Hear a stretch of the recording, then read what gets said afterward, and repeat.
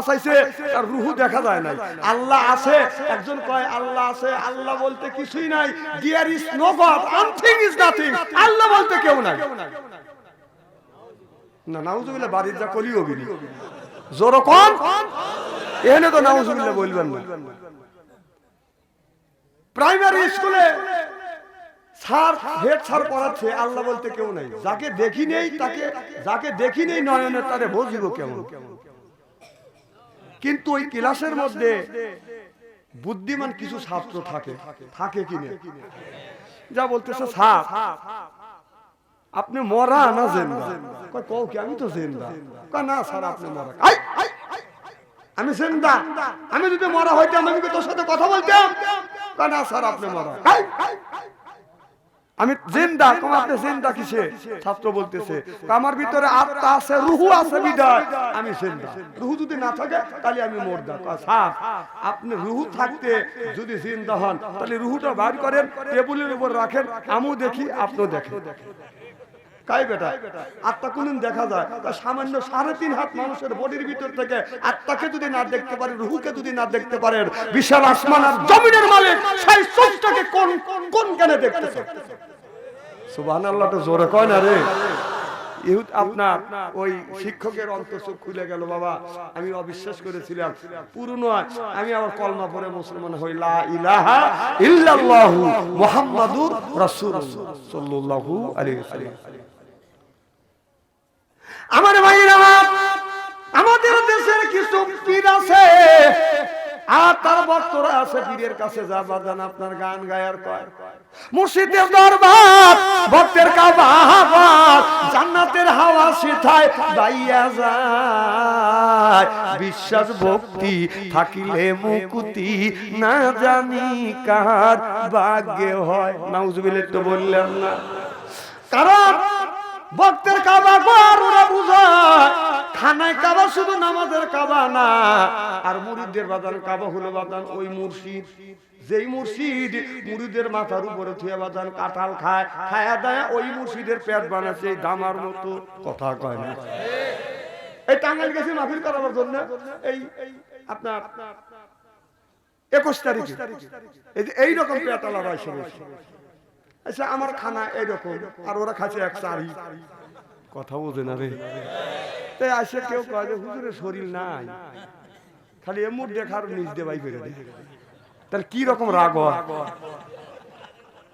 যে বাড়ি এলো আমার খানা বিনে করাইছে, আমার সাথে আরো 2-3 দিন বইছে, তারা বললো যে না হুজুর যদি খুব খাওয়া থাকে, মানে 100 টাকা চাউলের ভাত খায়নি।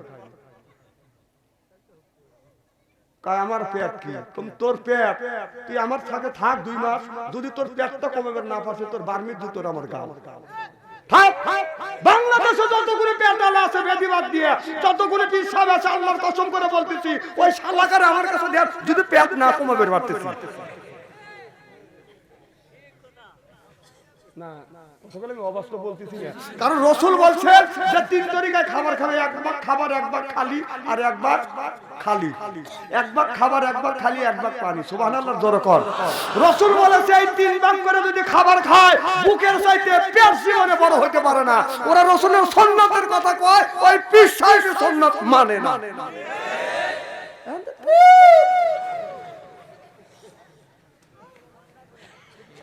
তাহলে যার যে পিছনের পেট বড় বুঝতে হবে ওই সুন্নাত মানে না, তাহলে ওর কাছে হাত ধরে তুমি আপনি মুরিদ হন কিভাবে? ওই তো যে রাসূলের মানে না আর রাসূলের বয়ান দেয় ওই। এইজন্যই হাদিস শরীফের মধ্যে আসছে ধনীর চাইতে গরিব মানুষ 500 বছর আগে বেঁচে গেছে।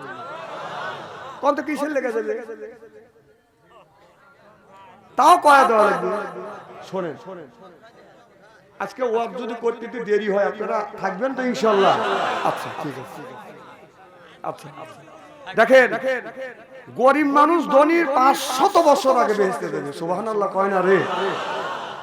আপনারা গরিব মানুষ সুবহানাল্লাহ করতেছেন, বড় লোক করতেছেন আমার টাকা আছে আর আমি 500 বছর পরে যাব। উনি সুবহানাল্লাহ করবে না। সুবহানাল্লাহ তুই না কবি, তুই ঠকি, আমার কি? কারণ ওরা কাজ কর্মে ওরা জান্নাতে আগে যাবে। এই এলাকার মধ্যে যদি কোনো মানুষ যদি মারা যায়, এই কবর খনন করবে যায় কে? কোনো মার্সেনের ছেলে গেছে, কোনো মার্সেন গেছে, কবর খনন করে যায় কে? যে কামলা বিক্রি করে, ভ্যান চালায়, রিক্সা চালায়, দিন এনে দিন খায়, সেই ব্যক্তি যা কবর খনন করে। কথা কন। আর টাকাওয়ালা পয়সাওয়ালা ধনীওয়ালা মানুষ, ধনী ব্যক্তি কি বলে? কবরের পাশে তারা কয় এত সুন্দর কবরে কপালটা ভালো, মনে হয় যে লাশের শোয়ানোর আগে ও কি কাগজ সবাই। কথা কন। বালবালাই করো, তাই না? ওর কপাল ভালো। ও যদি ভালো কাজ করে থাকে তাহলে কপাল ভালো, ভালো কাজ যদি না করে থাকে। তারপরে সেই মানুষটা মারা যায়, সেই মানুষটার লাশ দোয়ায় কি? যে কামলা বিক্রি করে ওই ব্যক্তি দোয়ায়। কথা কয় না রে। শুনছেন কোন এমপি আর মিনিস্টার এসে লাশ দোয়াইছে? কথা কন। ওই এমপি মিনিস্টার নামাজ পড়েই যায় না, কারা দাঁড়া থেকে পেশাব করছে, কাপড় পাক নাই, ও যা জানাজার নামাজে দাঁড়াইছে, ওর কারণে ওই মুর্দার কবরের আযাব আরো বেশি হবে। আর ঠিক কবি না, ধনী ব্যক্তির কথা কইছি। এমপি করে আইলো মানুষ, এমপির কথা শুনলে এত ভয় পাওয়া পায়।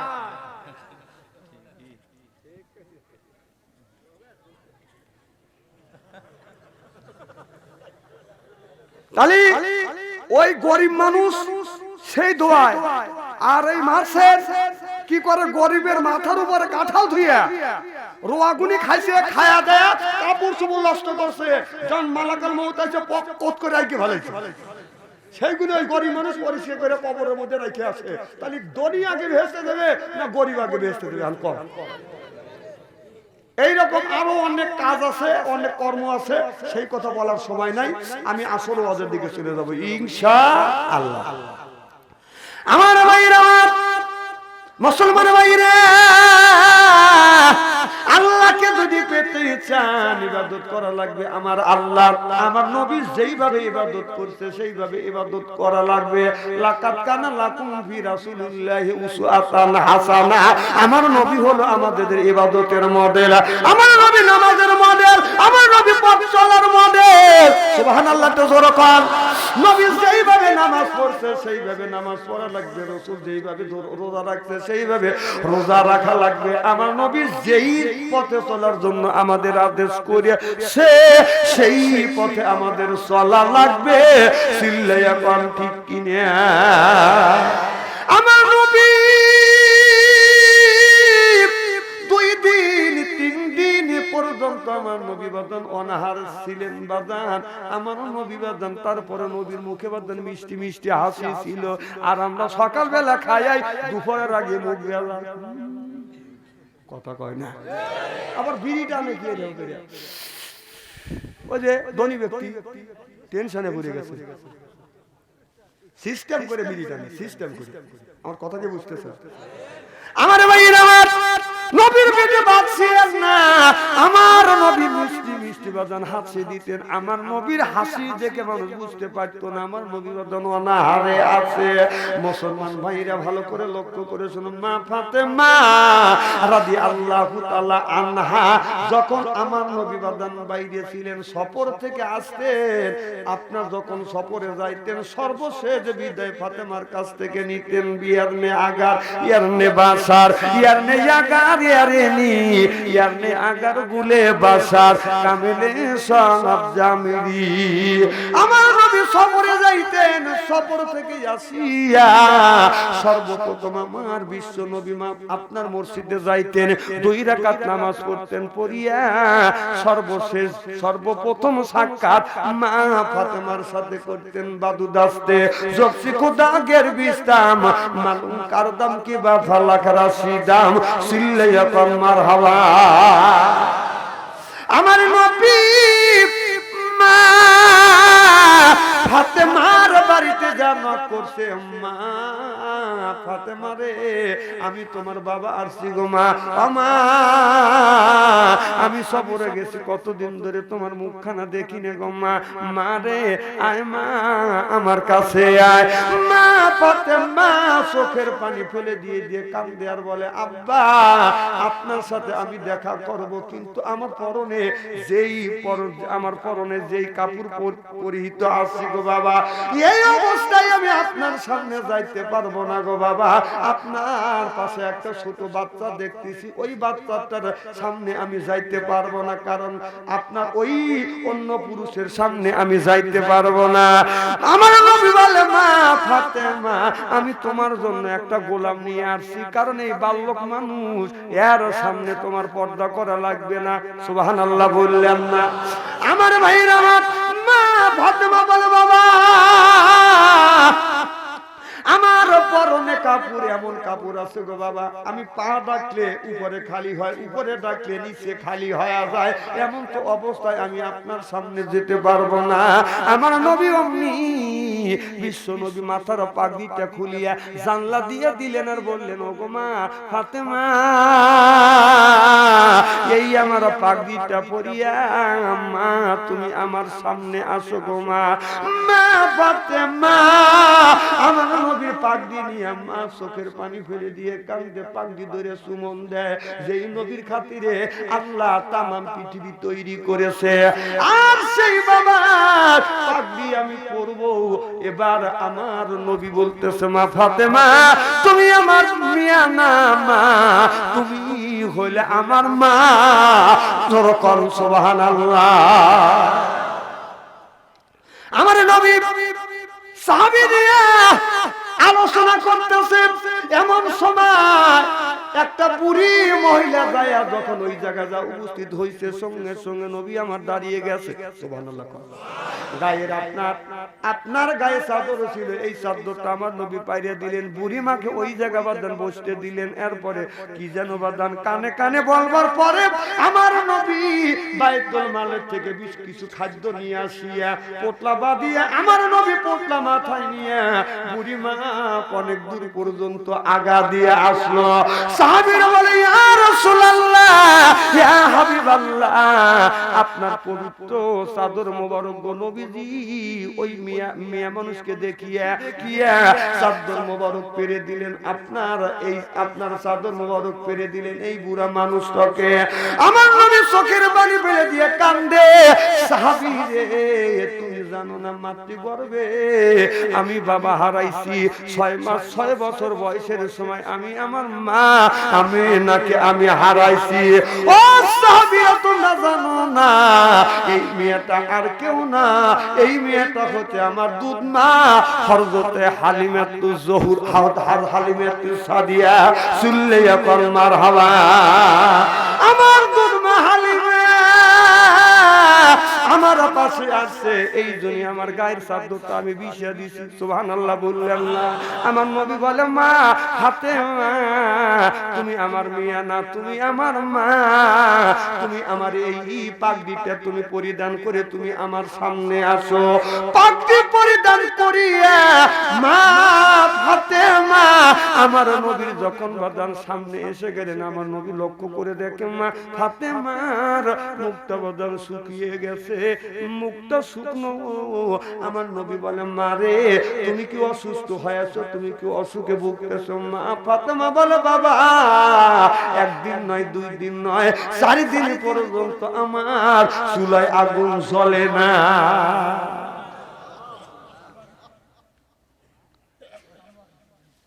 ও বাবা, 4 দিন ধরে খাবার খাই না বাবা।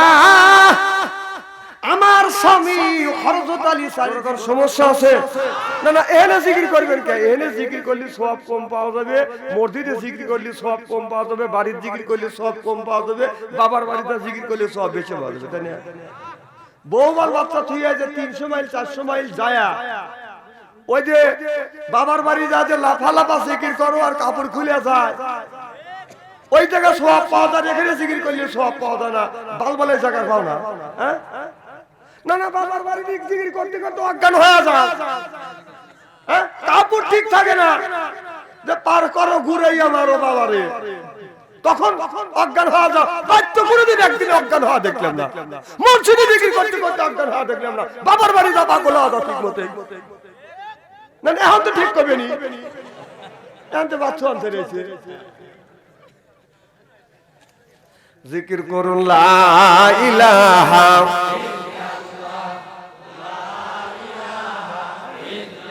এই কলেমার বান্ধবীলা কাজে লাগবে মরণ বেলা হায় এই কলেমার বান্ধবীলা হায় কাজে লাগবে মরণ বেলা এই কলেমার রৌশনীতে কবর হবে তোমার উজালা লা ইলাহা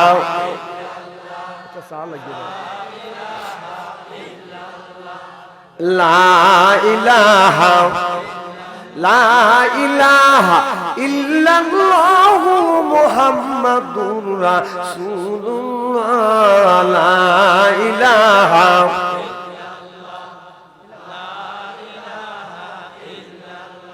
আসিয়া করে প্রেম খেলা ফেরাউন দেয় তারে কতই জ্বালা আসিয়া করে প্রেম খেলা ফেরাউন দেয় তারে কতই জ্বালা আল্লাহর আরশ থেকে হুকুম এলো কইলা দেও স্বর্গের তালা লা ইলাহা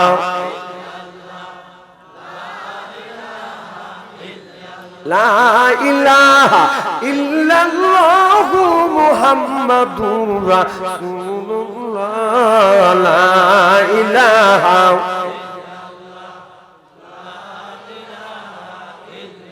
আসিয়া বলে ও গো স্বামী আমি তোমার অর্ধাঙ্গিনী আসিয়া বলে ও গো স্বামী আমি তোমার অর্ধাঙ্গিনী তোমার আমার সৃষ্টি করতে গাতারে কেন মানো না লা ইলাহা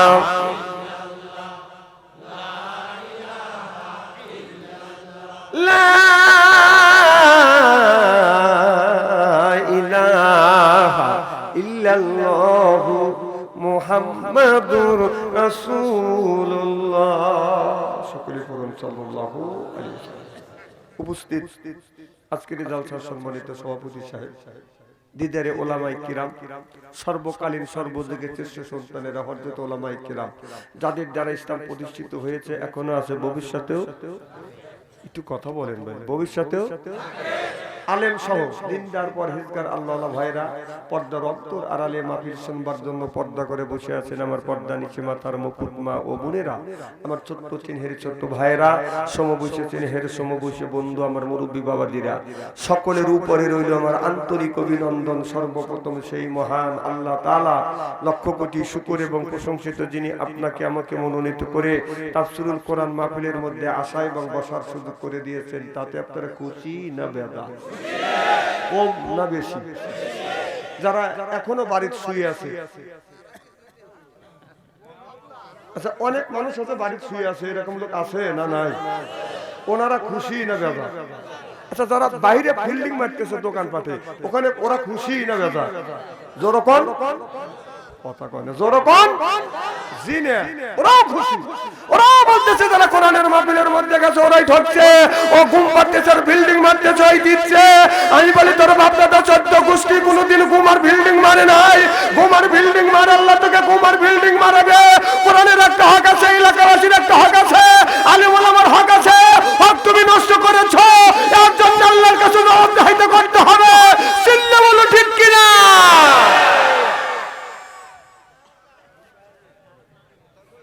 ওদের সাথে আল্লাহ লক্ষ লক্ষ কোটি কোটি গুণ দয়া করে মায়া করে কোরআনের মাহফিলের মধ্যে আসেন। সকলেই সমস্বরে উচ্চ কণ্ঠে বলুন আলহামদুলিল্লাহ।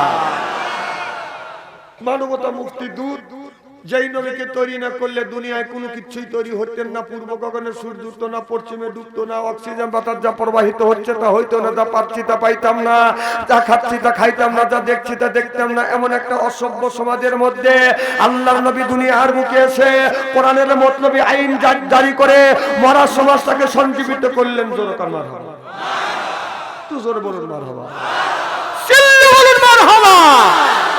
আজ কোরআনের আইন আর কোরআনের রাজ কায়েম নাই বলে স্বামী স্ত্রী কলহ, ভাই ভাই দ্বন্দ্ব, পাড়া প্রতিবেশী নাই মিল, এইটা নিয়ে হয় মামলা মোকদ্দমা, জজ কোর্ট, সিভিল কোর্ট। দেখেন না আসে বর্ষা কত পানি, এক গ্রাম থেকে আরেক গ্রামে যাইতে লাগে টানাটানি। বাংলার কিছু নারীরা নামাজ পড়েন, আমি ভাবছি আনসারি ভালো করে জানি, ওরা শয়তানের নানি, আল্লাহ কাদের গনি, আল্লাহ কাউরে খাওয়ায় দুধে ভাতে, কারুর ঘরে উড়ায় ছাউনি। জোরে কর ঠিক কিনে। সেই নবী দল করার জন্য কারা কারা রাজি, তারাই শুধু দুই হাত টান টান করে দেখাইতে দেখি। লিল্লাহে তাকবীর, লিল্লাহে তাকবীর। এই কোরআনের আলো ঘরে ঘরে জালো, লিল্লাহে তাকবীর। হাত নামান। এই মুহূর্তে হয়ে গেলাম আমরা নবীর দলের লোক, নবীর দলের কর্মী। দুনিয়ায় যতগুলি নেতা আছে প্রত্যেকটা নেতার কর্মী, নেতাকে জানাই ওয়েলকাম, স্বাগতম, শুভেচ্ছা। আমরা বাংলার জমিন থেকে পূর্ব মথুরাপুর থেকে নবীর প্রতি জানাতে চাই লক্ষ কোটি দরুদ ও সালাম। সকলেই পড়ুন সাল্লাল্লাহু আলাইহি ওয়াসাল্লাম। সর্বপ্রথম জানতে চাই আমার ভাইয়ের, আপনারা সকলেই ভালো আছেন? আল্লাহ আপনাদের দোয়া আমাকে সুস্থভাবে সহিভাবে আপনাদের সামনে উপস্থিত করেছেন। তবে আপনাদের পবিত্র জবান থেকে এ গুনাহগার বাচ্চা আনসারের জন্য খাস করে দোয়া করুন। অল্প সময় হলেও যেন কোরআন আর হাদিস থেকে বাস্তব ভিত্তিক দু চারটি কথা আমার মনিব, আমার রব, আমার সৃষ্টিকর্তা, আমার বিধানদাতা, আমার রিজিকদাতা আমার জবান থেকে যেন বের করে দেয়। সকলে কোন আমিন। আর একটিবার বলুন, একটু জোরে বলুন। আমি আপনাদের কাছ থেকে দোয়া চেয়ে নি, আপনাদের সার্বিক আর মঙ্গল কামনা করে আলোচনা শুরু করছি ইনশাআল্লাহ। আমরা এমন একটা জায়গায় আসছি, এটা বেহেশতের বাগান। এই জায়গা আসার ভাগ্য কি সব মানুষের আছে? বাপ মসজিদে নামাজ পড়তে যায়, নামাজ পড়ার ভাগ্য কি সব মানুষের আছে? নামাজি যখন মুয়াজ্জিন যখন আযান দেয় হাইয়া আলাস সালাহ, নামাজের দিকে আসো, হাইয়া আলাল ফালাহ, কল্যাণের দিকে আসো, কিছু লোক বসতে খালি বিড়ি টানতেছে। আজান দিবে আর মুসল্লি যাবে, আর তুই বিড়ি টানবি। এই জন্য কবি কয়, নামাজিরা নামাজ পড়ে ইমান রাখে তাজা, বেনামাজি শুইয়াই থাকে দিন দুনিয়ার রাজা। নামাজিরা নামাজ পড়ে কোরআন পড়ে বসে, বেনামাজি থাকে বসে বিড়ি টানে কোষে। ও ওই সময় বিড়ি নেশা ধরে, কথা কয় না রে। এইরকম বেনামাজি আছে না নাই? তাহলে নামাজ পড়ার ভাগ্য সব মানুষের নাই।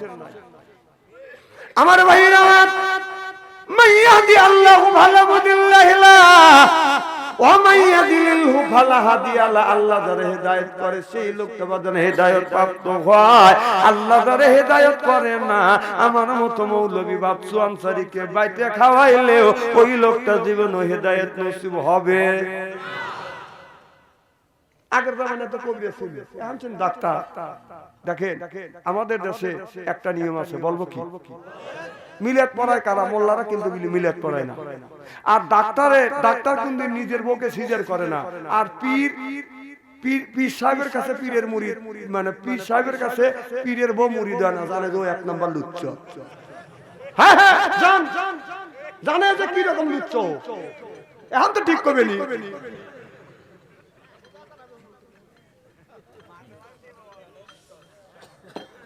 তো এখন আগে ছিল ডাক্তার কম, কবিরাজ বেশি ছিল। একজনের পাতলা পায়খানা, দৌড়া গেছে কবিরাজের কাছে। কবিরাজ সাহেব তাড়াতাড়ি আসেন, আমার ভাইয়ের পাতলা পায়খানা। কয় বাবা আমি বুড়ো মানুষ, বর্ষা মাস, আমি আর যাবো না, আমি একটা গাছ বাতলা দিই। যে কি? কয় সাইটানের ছাল ছেঁচে রুগীকে বাইতে 2-3 বের খাওয়া দিয়ে রুগী ভালো আছে। ও করছে কি? ব্যাগ একটা নিয়ে আপনাদের বদ্রঘাট বাজারে যায় এক ব্যাগ টাকি মাছ কিনে বাড়ি তাইনে বটিটাও পায়ের নিচে ফেলে চোষা শুরু আকারে ফিনিশিং করে বাইটে রুগী খাইবে চায় না, চামচ দিয়ে দিয়ে খাওয়াইছি। ছিল পাতলা পায়খানা, এখন ডাইরেক্ট হয়ে গেছে, মানে বমি শুরু হয়ে গেছে। মানে এক মুহূর্তে যদি ডেলিভারি হয় আর এক মুহূর্তে যদি 2 মুহূর্তে যদি ডেলিভারি হয়, ও লোকের কি বাঁচার আশা থাকে? দৌড়ে গেছে কবিরাজের কাছে, কবিরাজ সাহেব কি ওষুধ বাতাইছেন? আমার রুগী মরে। কও কি বাবা, জীবন ভরা শয়তানের ছাল দিয়ে চিকিৎসা করলাম, রুগী মরে না, আবার তোমার রুগী মরে, চলো যাই দেখে আসি। যা দেখে একটা টাকি মাছের শোষণ। তো বলতেছে বাবা আমি তো টাকি মাছ খাওয়াইতে বলিনি, আমি বলছি যে সাইতার নামে একটা গাছ আছে, এই গাছের ছাল চেঁচে খাওয়াইলে রুগী ভালো হওয়া যাবে, আর তুমি মুল্লুকে টাকি মাছ নিয়ে বাইকে খাওয়াইছো, তো রুগী তো মরবেই। আমার ভাইরা মাইয়াতি আল্লাহু ভালা মুদিল্লাহিলা, আল্লাহ যারে হিদায়াত করে মানুষ তারে গোমরা বানাইতে পারে না, আল্লাহ যারে গোমরা বানায়। আমার মতো বাচ্চু আনসারীকে বাইতে খাওয়াইলে ওই লোকটা হিদায়াত নসিব হবে না। হিদায়াতের মালিক কে? আল্লাহর কাছে হিদায়াত চাইতে হবে। কি কার কাছে? তেরে দীদার খোদা हमको बनाया, तेरे दीदार खुदा हमको बनाया, अपना गोलाम बना हमको खुदाया, अपना गोलाम बना हमको खुदाया। अपना যদি হিদায়াতের নিয়ত থাকে, হাদিস শরীফের মধ্যে আছে ইন্নামাল আমালু বিনিয়াত, নিয়ত যদি সহি হয় আশা পুরো করে কে? নিয়ত থাকা লাগবে। নিয়তের মধ্যে আমাদের গরমিল, নিয়তের মধ্যে যদি গরমিল হয় সে আশাকে পুরো হওয়া সম্ভব? যেরকম সম্ভব। আমার ভাইরা নাহিত আছে, ঠিকই আছে। এ মুসলমান ভাইরা, আল্লাহর হাবিবের উম্মতেরা ভালো করে লক্ষ্য করে শুনুন, আল্লাহর কাছে হেদায়েত চাওয়া লাগবে। আল্লাহর কাছে যদি আপনি হেদায়েত না চান, আল্লাহ কোনোদিন হেদায়েত দিবে না। আর আল্লাহর কাছে আপনার চাইতেই হবে, খালি হাত তুলে মোনাজাতে আপনি চাইবেন তা না। আপনি যখন খুশি আল্লাহর কাছে আপনি চাইবেন। হাত তুলে চাইলে আল্লাহ শুনে, এরপরে হাত না তুলে চাইলেও আল্লাহ তো শুনে। মনে মনে যদি আল্লাহর কাছে যদি বলেন, সেটাও আমার আল্লাহ শুনে। আল্লাহ ইন্নাল্লাহা আলিমুম বিজাতিস সুদূর, সব মাখলুকের মনের খবর জানে কে? আমার ভাইরা, আল্লাহ মনের খবর জানে। আল্লাহ বলে বান্দারে, আমাদের দেশে একটা নিয়ম হয়ে গেছে বাজার, নামাজ পড়াও শেষ, আসসালামু আলাইকুম আসসালামু আলাইকুম, ইমাম সাহেব পাগল, মুসল্লি বাজান পাগল, আল্লাহুম্মা আমিন। আসলে রাসূলের সুন্নাত তরিকা, আপনি যদি নামাজ পড়তে চান কম করে হলেও একবার আল্লাহু আকবার, তিনবার আস্তাগফিরুল্লাহ আস্তাগফিরুল্লাহ আস্তাগফিরুল্লাহ। আমার নবী আপনার 33 বার আলহামদুলিল্লাহ, 33 বার সুবহানাল্লাহ, 33 বার আলহামদুলিল্লাহ, 34 বার আল্লাহু আকবার কম করে হলেও বলা লাগবে। তারপরে আপনি দোয়া করেন, আমার কোনো আপত্তি নাই। আর বর্তমান বাংলাদেশের ডিজিটাল মুসল্লি, ডিজিটাল মুনাজাত, আসসালামু আলাইকুম আসসালামু আলাইকুম আল্লাহুম্মা আমিন, রাসূলের সুন্নাতটাকে আমরা ছাইরিয়া দিয়েছি। না এখন তো ঠিক করবে নি। আর হুজুর যদি মুনাজাত না করে, এই হুজুরকে রাখা যাবে না। ও লরম পা হুজুর একটা না, না রাসূল বলে গেছে সেই জায়গাটা ধরো। যে রাসূল বললো কেন? আর ইমাম সাহেব যদি মুনাজাত না করে, এই ইমাম সাহেবকে বাদ দেওয়া লাগবে। আমি চিনি না সিরাজগঞ্জের লোকে, না না আমি এই দেশেরই লোক না, আমি তো অস্বীকার করতেছি। আমার ভাইয়েরা, আজকে মাগরিব পরে আমাদের এলাকার একটা লোকের জানাজা বরাত হয়ে গেল। তার একটা আত্মীয় আসা দেরি আছে সিরাজগঞ্জ রোডে, তো বলতেছে তাহলে মোনাজাত করে দেন। কম কিসের মোনাজাত? দোয়া করে দেন।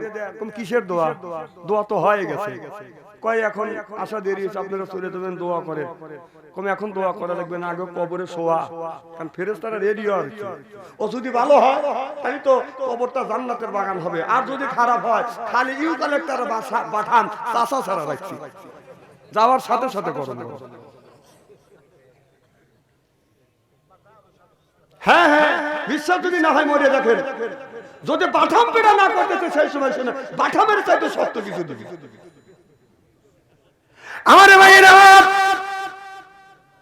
প্রত্যেকটা মানুষ মৃত্যুশীল কুল্লু নাফসিন যায়কাতুল মউত, মরণের হাত থেকে কেউ বাঁচতে পারবে না, বাঁচা সম্ভব না। আবু জেহেল থেকে, আদম থেকে শুরু করে আবু জেহেল পর্যন্ত একজন মানুষ গ্যাপ চিনে বাইচে আছে। আজরাইলের হাত থেকে এরকম কি প্রমাণ আছে? আবু জেহেল থেকে শুরু করে বর্তমান প্রেক্ষাপট মিলিয়ে বর্তমান সমাজের মধ্যে দেখেন একজন ব্যক্তি আজরাইলের হাত থেকে কোন ব্যক্তি কি বাইচে আছে? কারণ কেউ বাঁচতে পারবে না, বাঁচা সম্ভব না, কারণ মালাকাল মউতের হাত থেকে কেউ বাঁচতে পারবে না। আমাদের ভিতরে যে রূহ আছে, এই রূহটা যদি দেখা যাইতো আর ধরা যদি যাইতো, কথা বুঝতেছেন না আমার? এই রূহটা যদি দেখা যাইতো আর ধরা যাইতো, গ্রামের বাদান যারা মাতব্বর আছে, ওই মাতব্বর গরিব মানুষ যদি রাস্তা দিয়ে যাইতো, শীত করে শোয়াইয়া বুকটা ফাইরে ওই আপনার রুহুটা নিয়ে ফ্রিজে রাখিয়ে দিত। ওর রুহুর হায়াত কমে গেলে এই গরিবের রুহু ওর ভিতরে লাগাইতো। আল্লাহ বাঁচাইছে, গরিব মানুষ বাইসে গেছে। নইলে গ্রামের মাতব্বরে তবে ধনী ব্যক্তি তবে টাকা পয়সা আলা তবে লাঠির যার জোর আছে, আর তবে গরিব মানুষ একটা বাড়ির বাইরে যাইতে পারতো না। শীত করে সবাই আর রুহু টাইনে বাই করিয়া ওই ফ্রিজে রেখে দিত।